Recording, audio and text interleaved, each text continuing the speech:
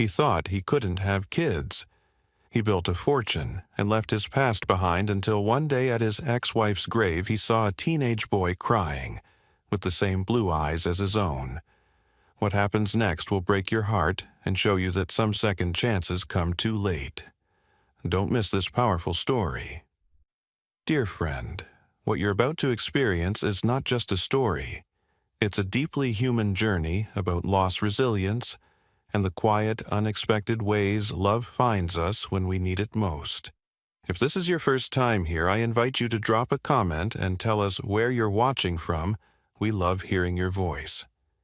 And if you're someone who believes in second chances, in the hidden strength of ordinary people, and in stories that stay with you long after they end, consider subscribing and tapping the bell icon. We share moments that matter. Thank you for being part of this one. Now let's begin. Edward Kingsley had spent his life building monuments that kiss the sky, from the shimmering glass towers of downtown San Francisco to sprawling estates in Napa Valley. His name was etched into the very fabric of the city. But for all his wealth, for all the accolades and headlines, there remained one place he had never dared to visit until that day. It was a damp February morning, the kind that blurred the lines between sea fog and sorrow. The columbarium of San Francisco stood silent, ancient trees bowing under the weight of the mist. The marble pathways glistened faintly each step, echoing louder in the empty stillness. Edward walked slowly, the chill biting through his tailored coat. He wasn't here by choice. Guilt had finally driven him to the place he'd avoided for 2 decades. Claire Danvers. The name carved into the cold stone seemed almost surreal now. 20 years ago, he'd cast her out of his life with a cruel finality. When she had told him she was pregnant, Edward, armed with a diagnosis of sterility, had accused her of betrayal. Blinded by arrogance and fear, he had slammed the door on the woman who had once been his everything. And now she was gone. The simple inscription beneath her name read, "Beloved mother and friend." The absence of wife struck him harder than he expected. The weight of his mistakes pressed down on his chest. His fingers trembled as he reached out to trace the letters, but stopped short when he heard it. A muffled sob. Turning sharply, Edward's breath caught in his throat. Kneeling by the headstone was a young man, late teens, perhaps shoulders shaking with grief. His dark hair was tousled, a well-worn Stanford hoodie clung to his frame. The boy wiped at his eyes and whispered something to the stone, words Edward couldn't hear but felt in his bones. Then the boy looked up, and the world shifted. Piercing blue eyes met Edward's eyes that mirrored his own with haunting precision. It was as if a mirror had cracked through time, revealing the face of the son he had never dared to acknowledge. Edward staggered back, heart pounding in his ears. No, it couldn't be. But deep down he knew. The boy stood wary but composed. "You're Edward Kingsley, aren't you?" he asked, voice low but steady. Edward nodded numbly. "I'm Nathan Danvers Kingsley." A pause. "Claire was my mother." The air seemed to vanish from the cemetery. Edward opened his mouth, but no words came. The young man's gaze hardened. "I didn't come here for your money," Nathan continued. "I came here to see the man who threw my mother out when she needed him most." A sharp pain twisted in Edward's gut. Claire had told the truth. The child had been his all along. And now, 20 years of cowardice and pride stood exposed before the one person he could never buy, never silence his son. Silence stretched between them, heavy with unspoken words. Edward wanted to apologize, to explain, but the weight of guilt was paralyzing. Before he could find his voice, Nathan turned. "She never hated you," the boy said softly, "even when you gave her every reason to. She just wanted me to know that I was enough." With that, Nathan walked away, leaving Edward frozen beneath the towering oaks. The world around him blurred as tears filled his eyes, tears he hadn't allowed himself in years. for all the skyscrapers he had built, for all the deals he had brokered. Edward Kingsley had never been able to construct the one thing that mattered most, a family. As he stood there alone, a single thought echoed in his mind. What had he done? And so began the day the past caught up with him, a day that would unravel the very foundation of the life he had so meticulously crafted. Sometimes the ghosts we bury return when we least expect them, and sometimes they wear the face of the future we lost. In the days to come, Edward would confront not only the truth of Nathan's existence, but the depths of his own failures as a man, a husband, and a father. But first, he had to face the story he had spent 2 decades denying. Because behind every cold grave lies a life unfinished, and sometimes a second chance waits in the shadows. Now, let's take a step back in time and witness the incredible journey of Claire Danvers, a woman whose strength and love shaped a son destined to confront the very man who abandoned them. Claire Danvers had never believed in fairy tales, not even when Edward Kingsley swept her off her feet and whisked her into a life of luxury. She had seen the cracks long before that stormy night when he threw her out of their grand Pacific Heights mansion. But what she hadn't seen coming, what no one could truly prepare for, was the cold emptiness that followed. No home, no money, a child growing inside her whose very existence had been denied. That night, Claire stood on a rain-slicked street, a single suitcase in one hand and 20 crumpled dollars in the other. The lights of San Francisco blurred through her tears. She was terrified. Yet, as she wrapped her arms protectively around her belly, she whispered to the life within her, "We'll make it. I promise." The first few days were a blur of shelters, rejection, and exhaustion.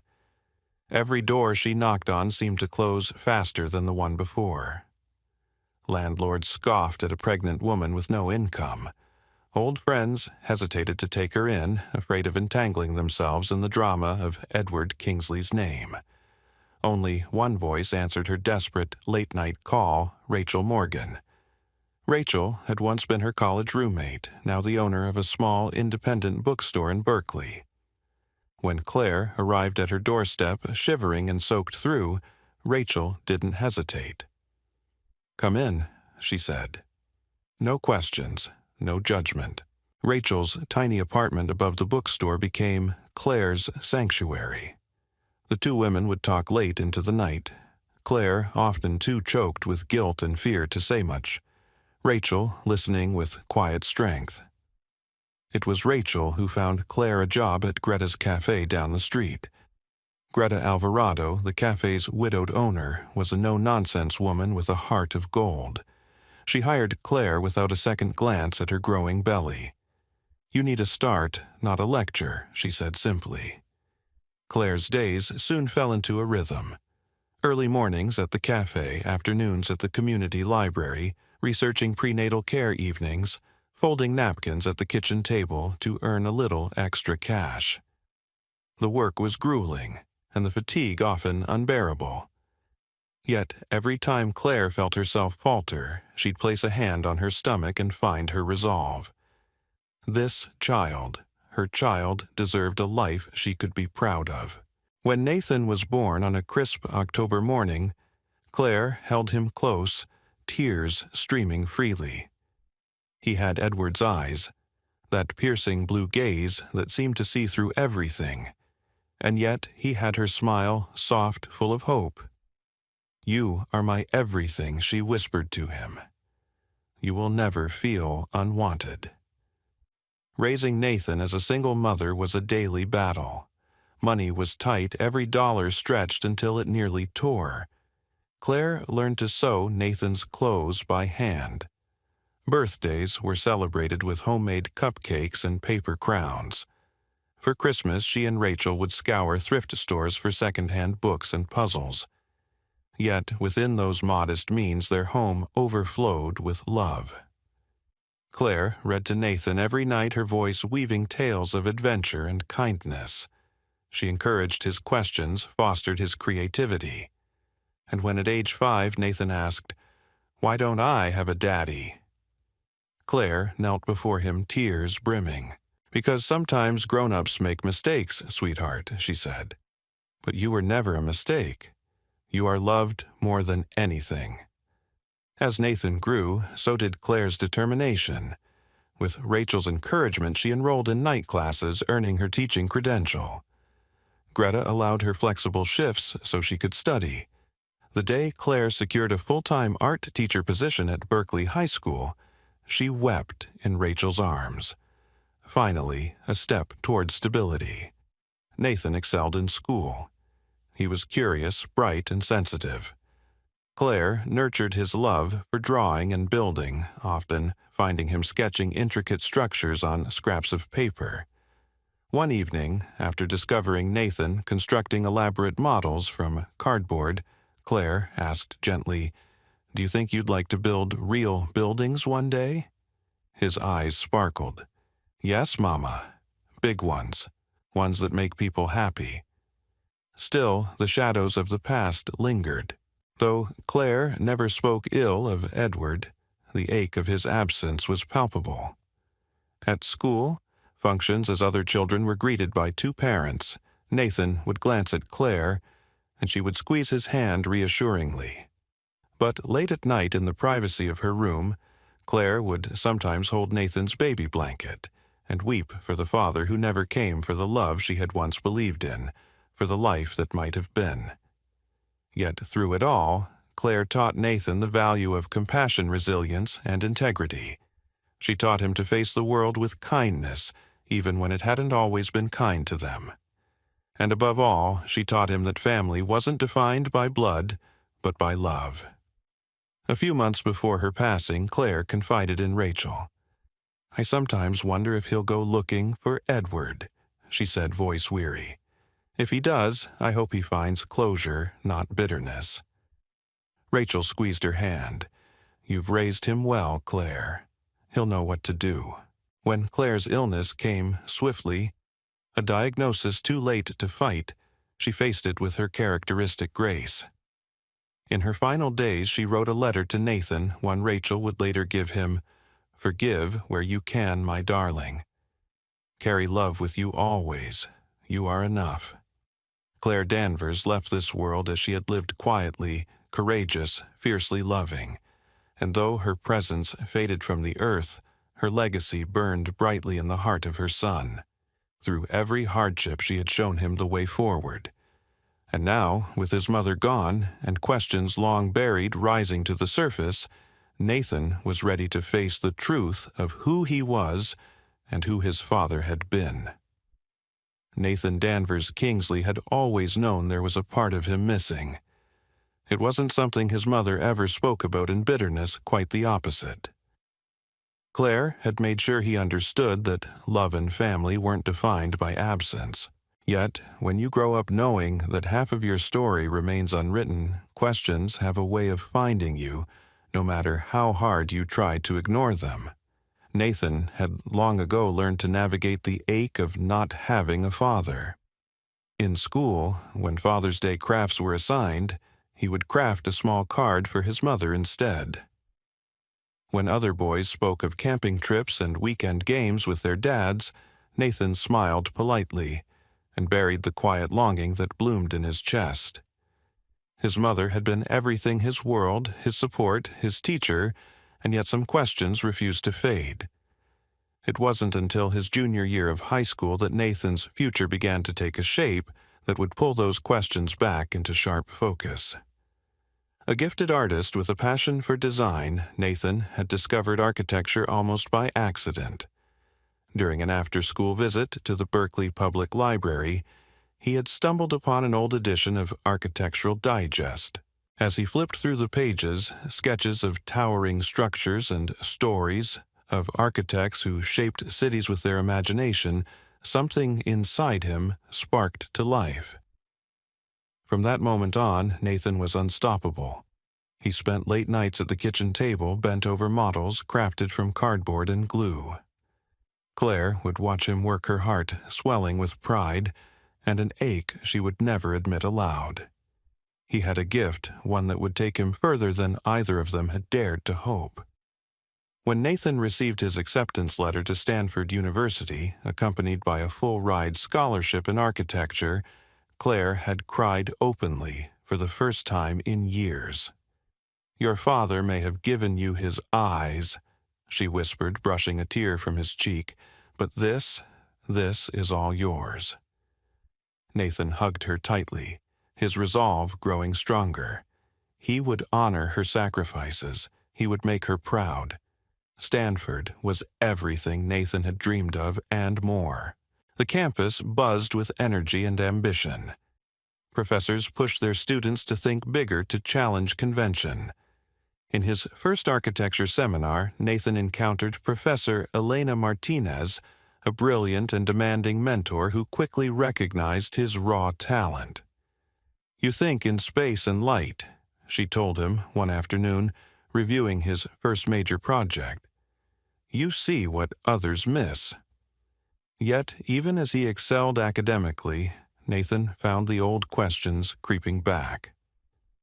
It happened one late night in the architecture studio when a classmate mentioned the newly constructed Kingsley Tower in San Francisco, a gleaming symbol of modern design. "It's a masterpiece," the student said. Edward Kingsley's firm spared no expense. Nathan's heart stuttered. That name. He had heard it before in whispers from adults in stray conversations that his mother thought he hadn't caught. Edward Kingsley, his father. The man who had chosen silence over responsibility. Suddenly, the Kingsley name was everywhere, etched onto the very buildings Nathan was studying, held up as a model of visionary success. Curiosity became a quiet obsession. Late at night, Nathan would sit in his dorm room laptop, glowing in the dark, researching everything he could find about Edward Kingsley. There were glossy profiles in Forbes business articles praising his empire photographs of a man with silver hair and piercing blue eyes, the same eyes Nathan saw in the mirror every morning. But one detail cut the deepest. Every article described Edward Kingsley as childless. The erasure was complete. It wasn't just that Edward had abandoned him, it was that he had denied Nathan's very existence. The weight of it was crushing. For days, Nathan couldn't focus in class. He found himself sketching more furiously than ever, pouring his turmoil into impossible structures that twisted and stretched toward the sky. Professor Martinez noticed the change. One afternoon after class, she pulled him aside. "You're carrying something," she said gently. "You don't have to tell me, but don't let it eat you alive." Nathan hesitated, then found himself opening up. The words spilled out about his mother, about Edward Kingsley, about the questions that haunted him. Professor Martinez listened quietly, her expression one of deep understanding. When he finished, she said softly, "You're not defined by the choices others made, but if finding answers will bring you peace, maybe it's time to seek them." Rachel's words echoed in his mind. "If he goes looking for Edward, I hope he finds closure, not bitterness." With trembling fingers, Nathan composed an email to Rachel, asking if she still had the letter Claire had written for him before her death. Within hours, a scanned copy arrived. Sitting alone in the campus cafe, Nathan read his mother's words through a haze of tears. "Forgive where you can, my darling. Carry love with you always. You are enough." The letter gave him clarity. He didn't seek money. He didn't seek revenge. He needed truth. He needed to look Edward Kingsley in the eye, not to confront him, but to understand how a man could walk away from his own son. And so, one crisp October afternoon, Nathan stood outside Kingsley Enterprises' towering headquarters in San Francisco. The building seemed to loom over him, cold and gleaming, a testament to a life built on foundations that excluded him. His heart pounded as he stepped through the revolving doors, each footfall an act of courage. He approached the reception desk, voice steady despite the storm within him. "I'd like to speak with Edward Kingsley," he said. "I'm his son." The receptionist blinked, stunned, before composing herself. "Please wait here." As Nathan waited, a lifetime of questions swirled in his mind. He thought of his mother, of every sacrifice she had made, of every bedtime story whispered in the dark. He thought of the empty space in his life now, poised to be filled not with the fantasy of a father who had never been there, but with the truth he had earned the right to face. Some journeys begin with a single step. For Nathan, this was the moment where the past and the future would collide.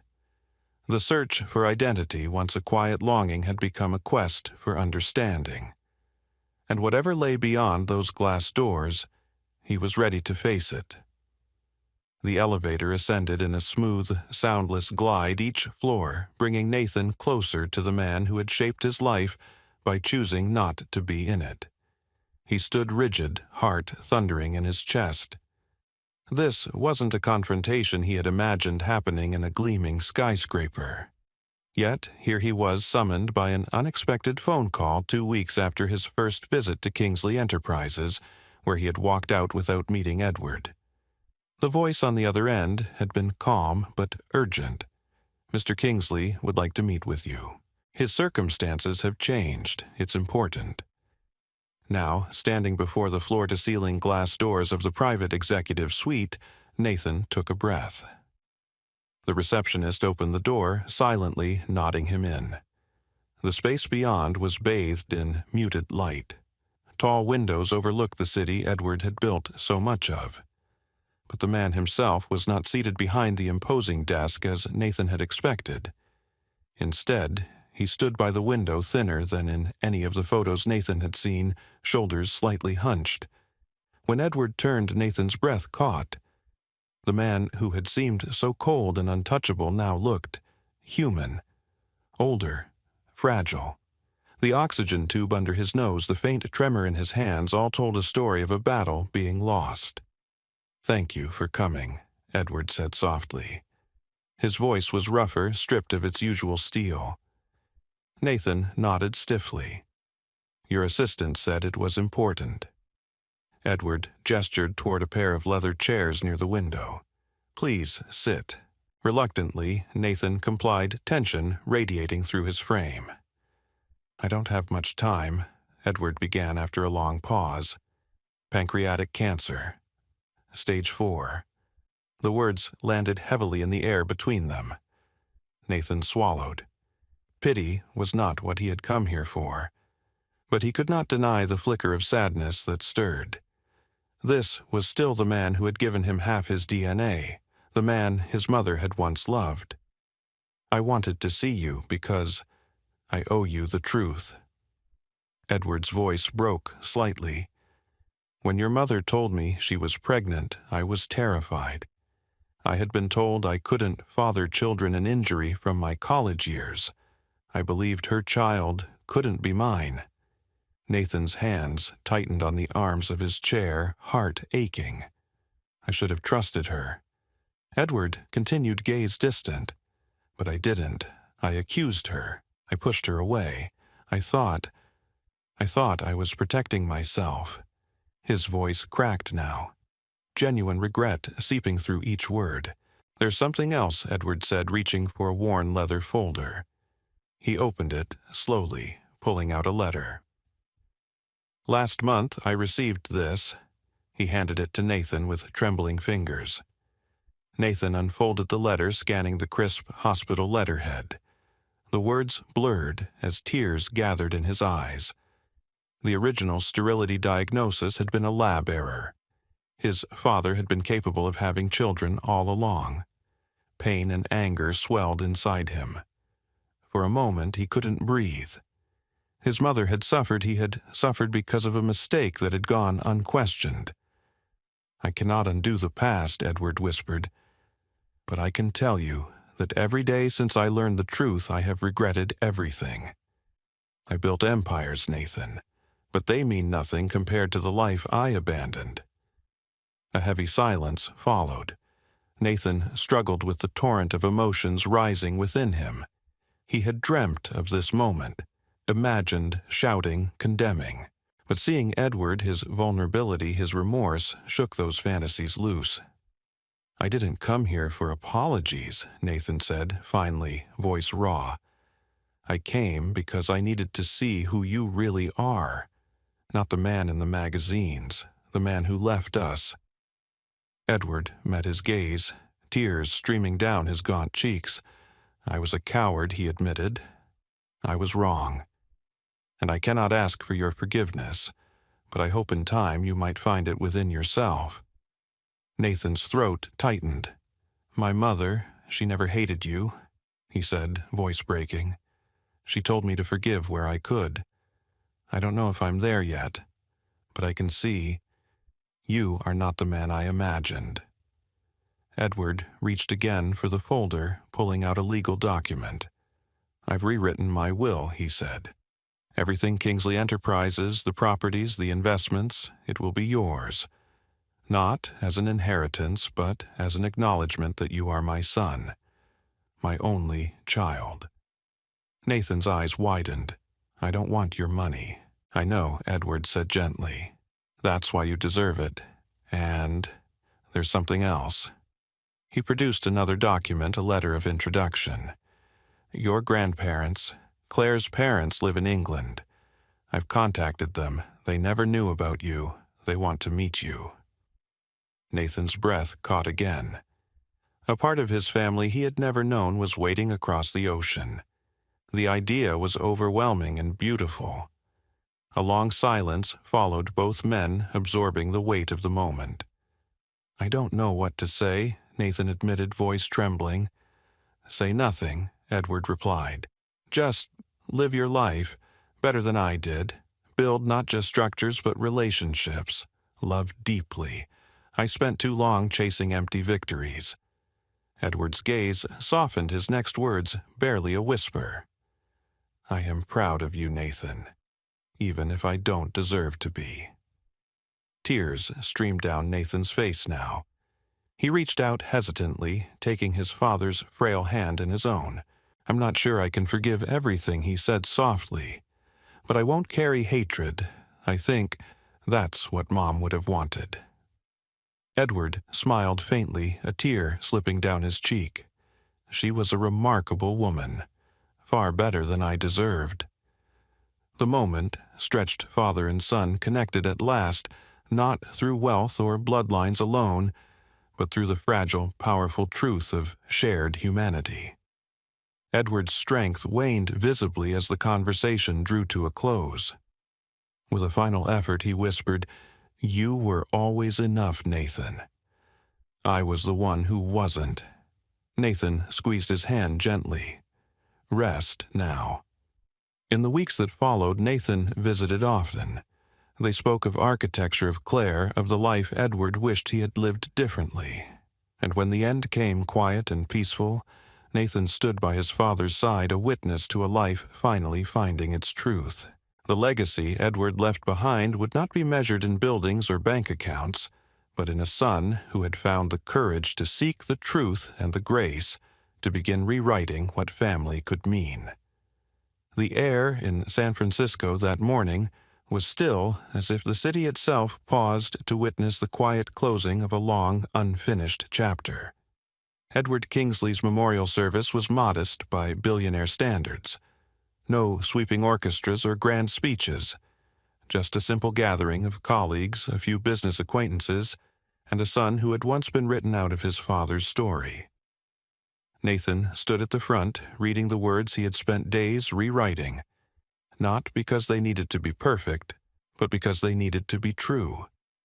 "My father was a man of towering achievements, yet his greatest gift came at the end. Not wealth, not a business empire, but the truth, and a choice to pass on something far greater than money. A chance for change." There was a hush in the room, not out of politeness, but reverence. People weren't mourning the empire Edward built. They were moved by the story of reconciliation that had unfolded in his final days. And perhaps, deep down, they were reminded that no amount of success could replace what is lost when we shut out love. After the service, Nathan walked alone to another grave a few miles away. The wind picked up as he approached Claire's resting place, carrying with it a whisper of eucalyptus and ocean air. In his arms he carried a bouquet of wildflowers, her favorite, and in his eyes something new. Peace. "I did it, Mom," he murmured, kneeling. He knew. He saw me. Not just as his son, but as yours too, and I think he was proud. He sat there in silence, letting the ache settle into something softer. Grief had changed form. It no longer clawed at him. It lived beside him now like a shadow, cast by the light he was beginning to feel again. Later that week, Nathan returned to the office his father had once ruled, but not to claim a throne. He had something different in mind. With the help of Rachel Professor Martinez and a few trusted mentors, Nathan announced the creation of the Claire Danvers Foundation, a non-profit dedicated to supporting single parents pursuing education and career training. The foundation would offer scholarships, child care assistance, housing stipends, and mentorship programs. Everything Claire could have used when she needed help most. During the press conference, a journalist asked, "Why name it after your mother?" Nathan smiled. "Because she built a life out of nothing but courage. She taught me that love isn't loud, it's steady. She showed me what strength looks like when no one's watching." There was another reason the press didn't know. A letter Nathan had found in his father's personal files, one addressed to him written in Edward's last days. "You are the best of us," it read, "and what you choose to build now will define not just your legacy but mine as well. I hope you build something that changes lives. That's the only thing that matters in the end." Nathan took those words seriously.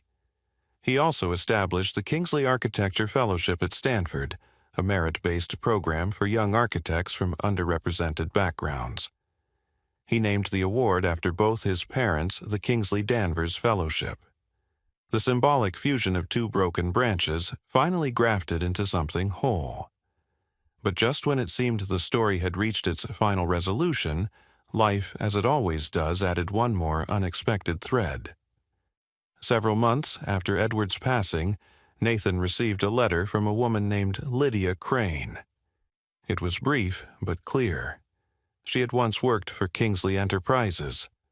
Long ago, she and Edward had a brief relationship, and from it, her daughter had been born. She wasn't asking for money, only acknowledgement. Nathan's first reaction was guarded. Another chapter, another complication.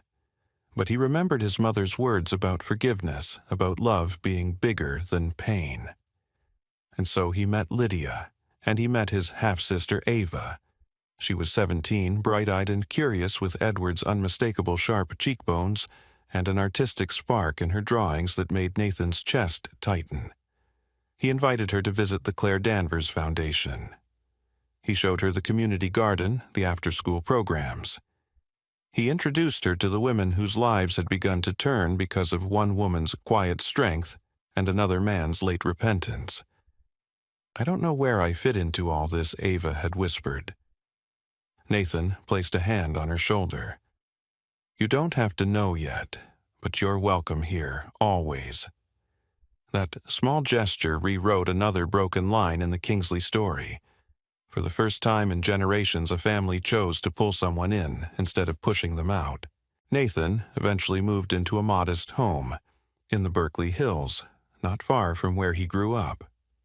He continued to teach part-time at Stanford, mentor students, and grow the foundation. His life was full, not with extravagance, but with intention. And on quiet Sunday mornings, when the air was thick with sunlight and possibility, he would walk with his daughter, his own Claire, through the park near their home. She had her grandmother's eyes and her grandfather's stubborn streak. She asked questions constantly about stars and buildings and people. One day, as they sat on a bench overlooking the bay, she looked up at him and asked Daddy who built those tall buildings. Nathan smiled. Some of them your grandfather did." She blinked. "Did you know him?" He paused. "Not for a long time. But when I finally did, I saw that even people who make big mistakes can still do good things." She thought about that for a moment. "Like you." He pulled her into his side. "I hope so." There, in the embrace of generations past and yet to come, Nathan understood what it meant to turn pain into purpose. Not by erasing history, but by honoring it, by choosing to become the man both his parents would be proud of. Because in the end, legacy isn't what you leave behind, it's who you lift up while you're here. Nathan Danvers' Kingsley's story is one of resilience, forgiveness, and the quiet, relentless power of love. Born into uncertainty, raised by a mother who gave her all, and shaped by the absence of a father who had once denied him, Nathan's life was never easy. Yet through every hardship he discovered strength not in bitterness, but in purpose. Claire Danvers abandoned yet unbroken fought to give her son not only a roof over his head, but a life filled with dignity and hope. Her unwavering love and quiet courage laid the foundation upon which Nathan would build his identity. Despite the absence of a father figure, Claire taught him compassion, resilience, and grace values that would later define his choices when faced with the truth of his own origins. As a gifted architecture student at Stanford, Nathan's pursuit of knowledge mirrored his deeper quest for identity. The moment he stood outside Kingsley Enterprises declaring himself Edward Kingsley's son was not one of revenge, but of a young man determined to face the truth no matter how painful. What he found in his father was not the cold titan he had imagined, but a broken man seeking redemption at the twilight of his life. Their final days together were filled with difficult conversations, raw honesty, and moments of unexpected connection. Edward's legacy was not rewritten through the wealth he left behind, but through the sincerity of his final words and the trust he placed in Nathan to build something meaningful from the ruins of their fractured past. Nathan's decision to create the Claire Danvers Foundation and the Kingsley Danvers Fellowship speaks volumes about the man he chose to become. Rather than using his inheritance for personal gain, he transformed it into a force for good, one that would uplift others and honor the sacrifices of his mother. His choice to embrace Ava, his half-sister, further demonstrated his capacity for forgiveness and his commitment to breaking cycles of exclusion and pain. The moral lesson from Nathan's journey is profound. Forgiveness does not erase the past, but it frees us from being bound by it. Choosing love over resentment, compassion over anger, and purpose over regret allows us to heal not only ourselves, but the world around us.